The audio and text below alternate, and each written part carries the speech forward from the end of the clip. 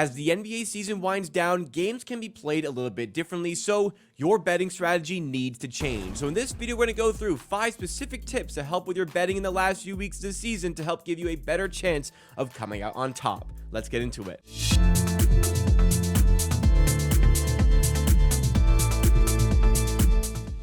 Welcome to the Board YouTube channel. This is the Hammer Betting Network's NBA content division, where we have shows with daily NBA free picks, some additional betting shows on the side, and sometimes we also delve into some videos just like this where we explore NBA betting topics. And in today's video, we're focusing on how your betting strategy needs to change in the final few weeks of the NBA's regular season. So if you get any value out of today's video, then make sure you do hit the like button. And to stay up to date with all the content the Board YouTube channel has to offer you, make sure you are subscribed to the channel and never miss out by hitting that notification bell as well. So let's dive into what we have here for today. In the final few weeks of the NBA season, as I said, games can be played a little bit differently.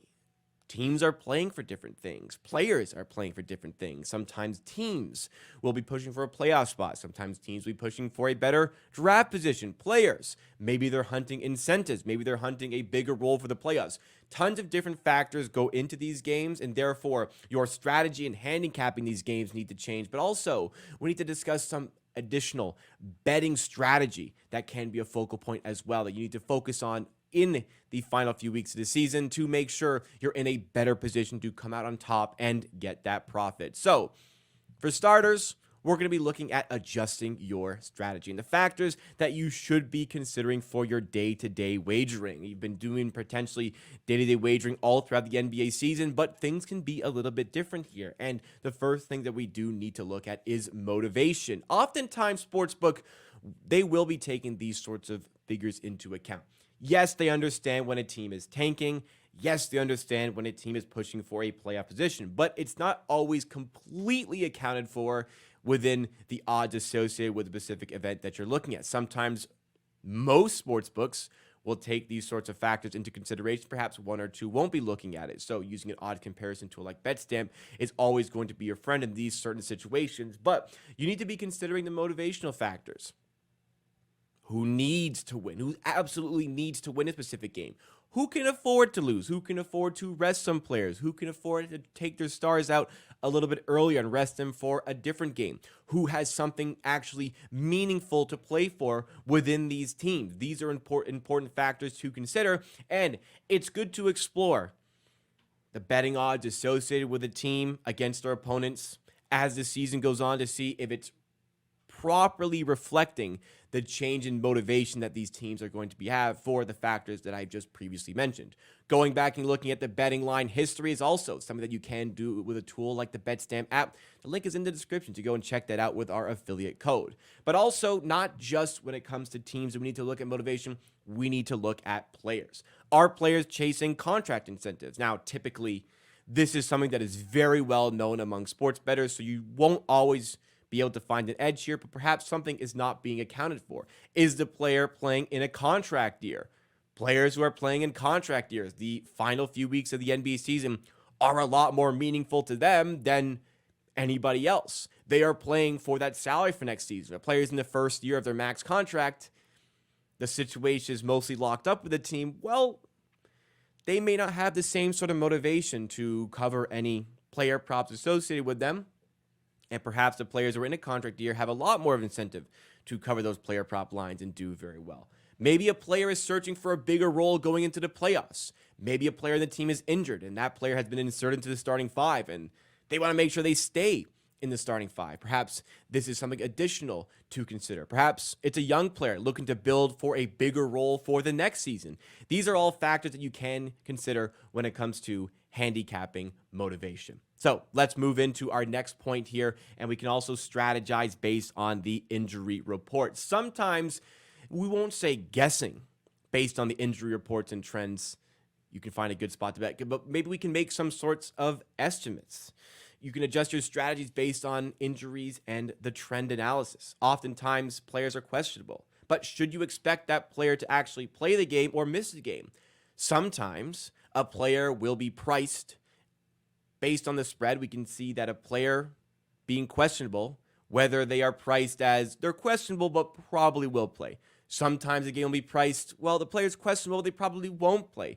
Sometimes a game is priced as a true questionable for a player. So somebody like Kawhi Leonard, if it's the second night of a back-to-back, he's listed as questionable. He played on the first night of a back-to-back.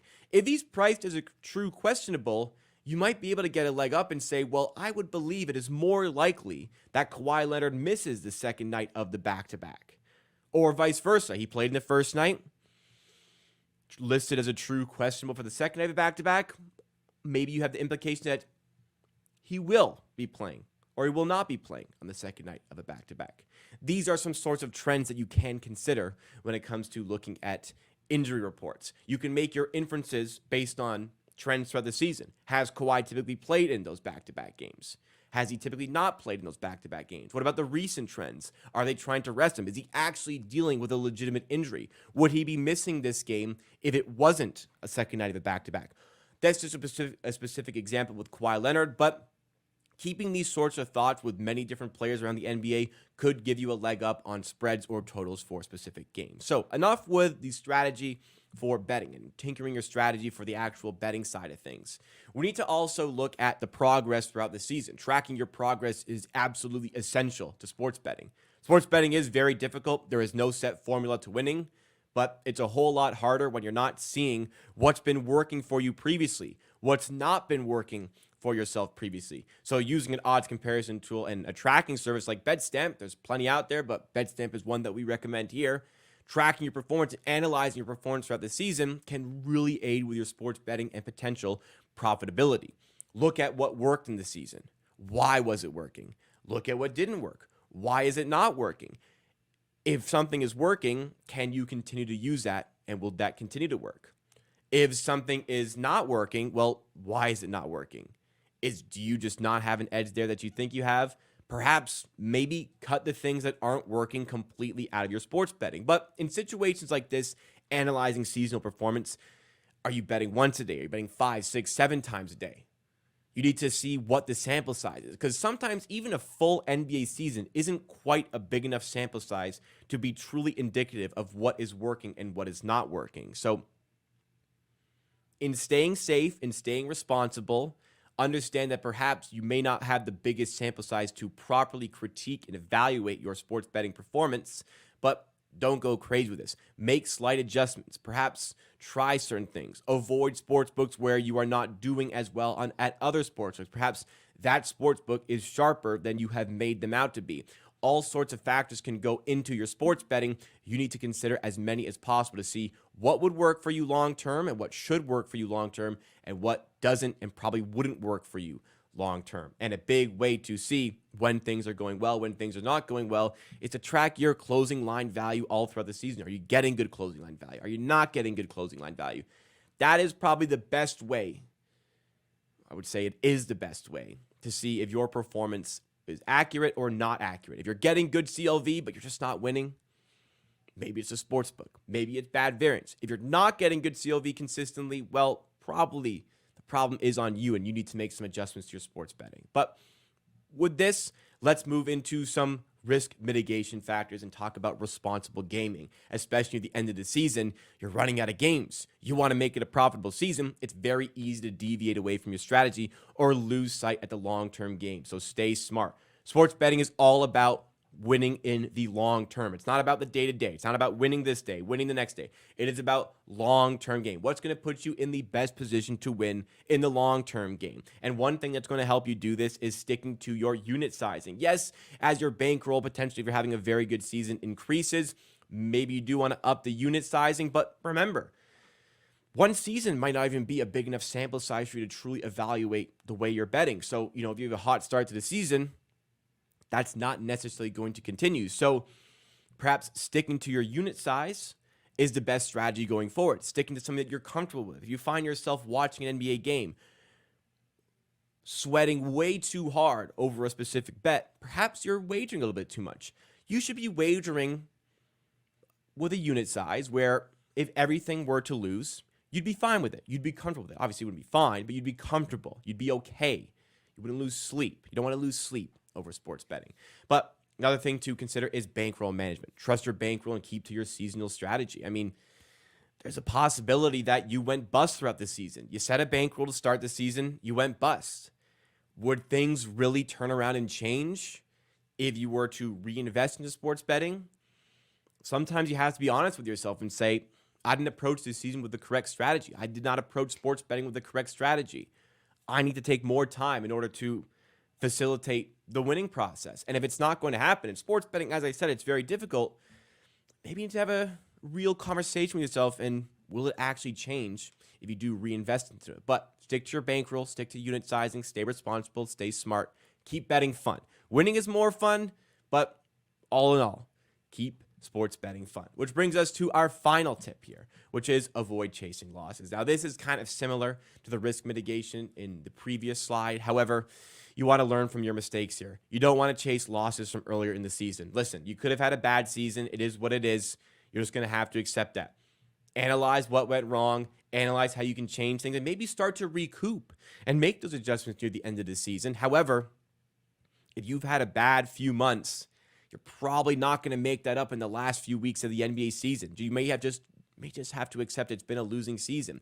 This works on a day-to-day basis. You lose your first 3 bets of the day, so you go to the Western Conference 10 p.m. game and wager 3 units and try to win it all back. Completely the wrong way to do sports betting. Don't chase bad money that's lost with good money. It's all about the long term. Don't worry about the short term. And honestly, a full season, as I said, can be considered short term. Just make decisions that will help you in the long term. Stick to your bankroll. Stick to your unit sizing.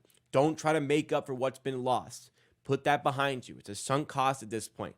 It is what it is. Learn from those mistakes and try to make yourself better for the long term. So those are the 5 tips that we have for you as the NBA season winds down. When it comes to strategy overall, consider handicapping motivation. Consider analyzing injury reports and making that a significant part of your handicapping process. Review your season performance as well to make sure you know what's working and what is not working for yourself. But the other 2 points, perhaps even more important overall, risk mitigation. Stay consistent with your unit sizing. Keep to your bankroll and never, ever chase your losses. Those are the 5 tips and strategies that, listen, we can never guarantee profitability when it comes to sports betting, but I do promise you, if you follow all 5 of these tips and tricks, you will increase your likelihood of success in the long term. Now, betting strategy is going to change even more when it comes to the playoffs, but in the final few weeks of the NBA season, these 5 tips are definitely going to help you out at least a little bit and will make you, again, a little bit more likely potentially to become a profitable sports bettor at the very least. So if you did get any good information, anything that you did learn from this episode and this video, then please make sure you do hit the like button. And for this channel, we have free picks coming at you every weekday morning throughout the NBA regular season and a little bit of extra coming on Thursdays as well. So it would be a great time to get subscribed to this channel, The Board HQ, which is the Hammer Betting Network's NBA content division. Hit the notification bell as well and keep a lookout for more videos like this coming very, very soon.